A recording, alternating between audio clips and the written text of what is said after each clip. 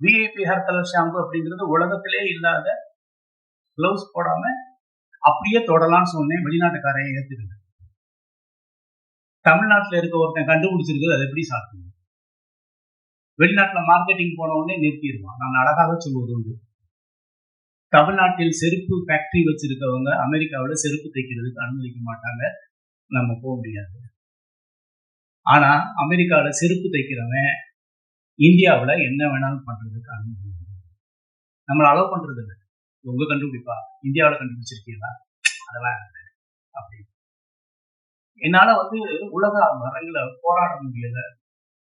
நீங்க கிளவுஸ் எல்லாம் பயன்படுத்தலாம், கண்டுபிடிச்சிருக்கேன். இந்திய அரசாங்கம் 20 ஆண்டுகள் எனக்கு பேட்டன் கொடுத்துருக்காங்க, இன்டெலக்சுவல் ப்ராப்பர்ட்டி அப்படின்ட்டு.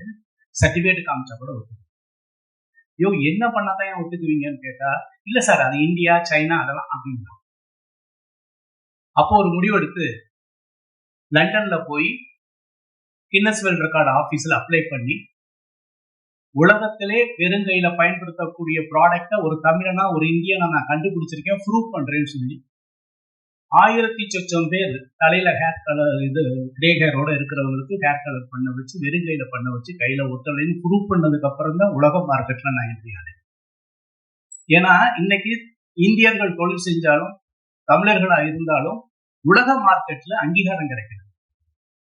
இந்த அங்கீகாரத்துக்கு ஒரு படிக்கட்டா தான் இதை நான் பார்க்கிறேன். வெளிநாட்டுல இருந்து ஒரு மனுக்கு தொழில் செய்யறாங்க, ஒரு பண்றாரு இந்தாங்கன்னு சொல்லும் போது, வெளிநாட்டுல போகும்போது நமக்கு ஒரு விசிட்டிங் கார்டா இருக்கு. அதான் உண்மை. இதனால நான் சாதிச்சிட்டேன்னு சொல்றதை விட சாதனை நோக்கி பயணிக்கிறதுக்கு ஒரு பாதையாக இந்த தான்சிரி எனக்கு அமையும். கின்னஸ் வேர்ல்ட் ரெக்கார்டும் அப்படிதான். கின்னஸ் வேர்ல்ட் ரெக்கார்டு படிச்சிருக்கேன், கையில ஒட்டாதுன்னு சொன்னப்போ எல்லாரும் வரவேற்றாங்க. ஒரு 25 கண்ட்ரில பிசினஸ் பண்ணிக்கிட்டு இருக்கேன். ஆமா, பிசினஸ் பண்ணிட்டு இருக்கேன். ஆனா சினிமாவுக்கு ஒரு ஸ்டுடியோ கட்டி வச்சிருக்கேன். இங்க பாத்தீங்களா எவ்வளவு பெரிய ஏசி ஃப்ளோர் இருக்கு.